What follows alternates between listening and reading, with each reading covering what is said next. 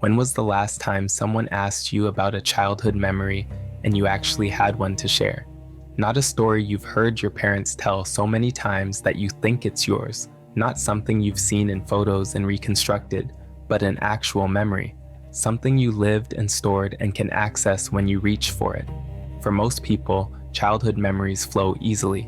They remember their best friend's name from third grade, the layout of their childhood home, the nostalgic smell of their grandmother's kitchen, the feeling of a summer vacation, the fear of their first day at school.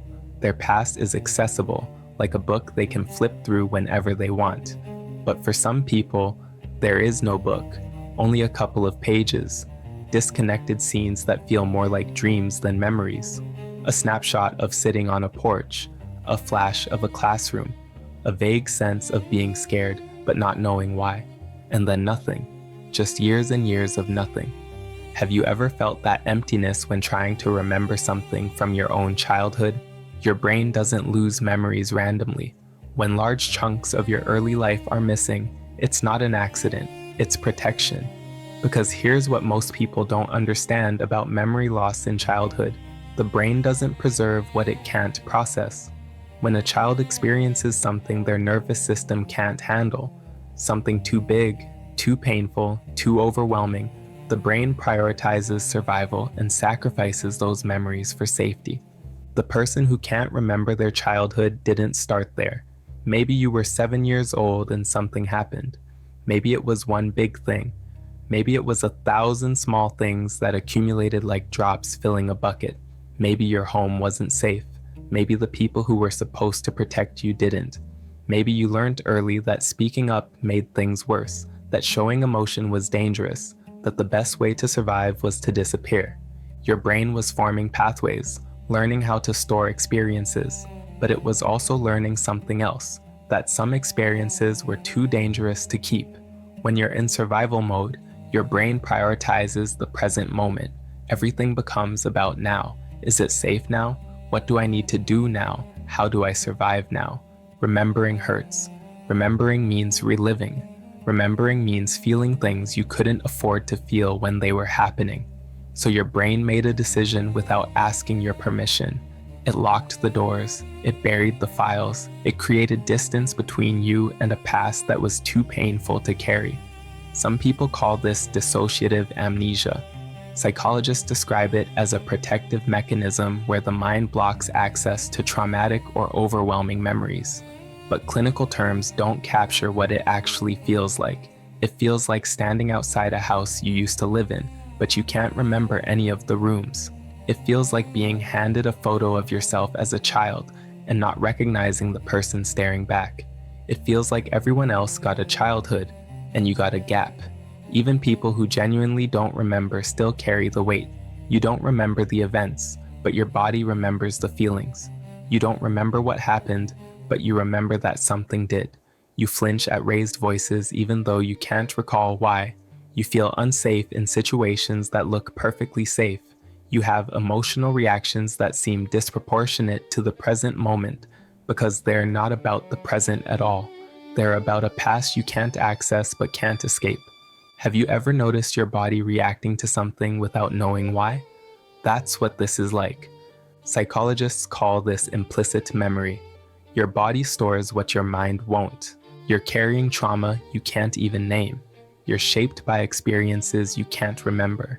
And when people ask why you're anxious, why you're guarded, why you struggle with trust, you have no story to give them, just a vague sense that something was wrong and a childhood that exists only in shadows. Society has very strong opinions about people who don't remember their childhood. You're supposed to have stories. You're supposed to light up when talking about the good old days. You're supposed to remember. And when you don't, people look at you like you're lying, like you're being dramatic, like you're choosing not to remember because you want attention or sympathy. Everyone has childhood memories. You're just not trying hard enough. Maybe if you looked at old photos, have you asked your parents about it? You're probably just blocking it out. You need to work through it.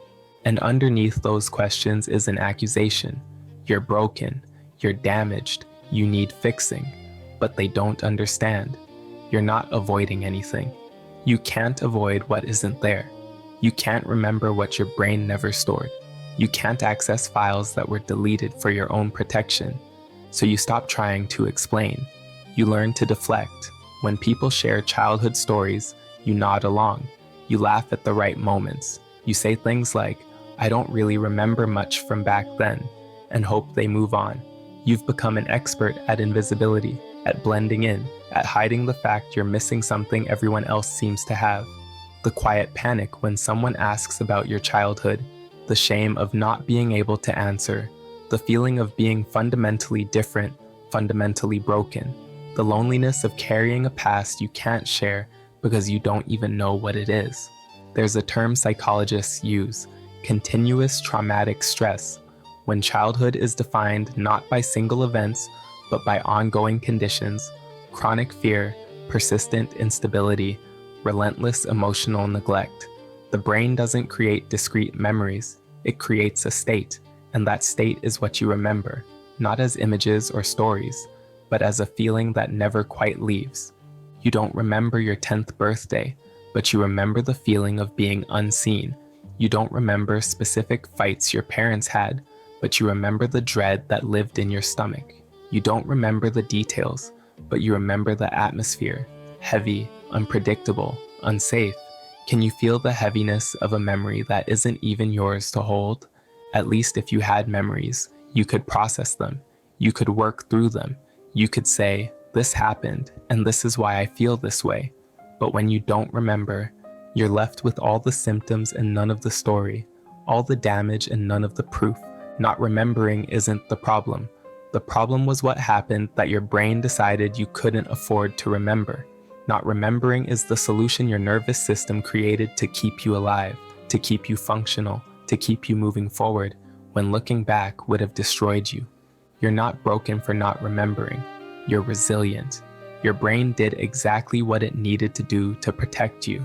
And even though it feels like loss, even though it feels like something was taken from you, it was actually a gift. The gift of distance, the gift of survival, the gift of being here now, even if the path that got you here is hidden in fog. So when someone asks about your childhood and you have nothing to say, when you scroll past posts about other people's nostalgic memories and feel nothing, when you watch people bond over shared experiences from their past and you can't participate, don't let them make you feel guilty for it. You're not cold. You're not avoidant. You're not refusing to heal. You're someone whose brain loved them enough to lock away what they couldn't carry. And maybe someday those doors will open. Maybe they won't. Either way, you're not defined by what you can't remember. You're defined by the fact that you survived it. And that, in itself, is worth remembering.